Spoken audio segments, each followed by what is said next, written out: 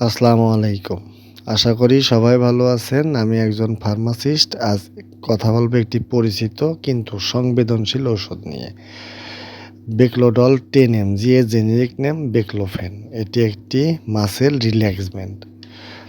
কেন ব্যবহার করা হয়ে থাকে এই ওষুধ? এই ওষুধ ব্যবহার করা হয় যখন মাংসপেশি অস্বাভাবিক শক্ত হয়ে যায়, বারবার খিঁচুনি ধরে, কোমর, ঘাড় বা পিঠে স্নায়ুজনিত টান থাকে, স্ট্রোক বা স্পাইনাল সমস্যার পরে পেশি শক্ত থাকে। সহজভাবে বললে পেশিকে আরাম দেয়, খিঁচুনি কমায়।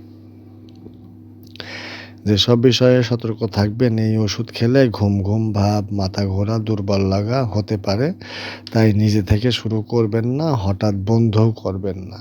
গাড়ি চালানো বা ঝুঁকিপূর্ণ কাজ এড়িয়ে চলবেন। খুব গুরুত্বপূর্ণ কথা, অনেকে এটা ব্যথা হলেই এই ওষুধ খেতে চান। এই ধারণা খুবই ভুল।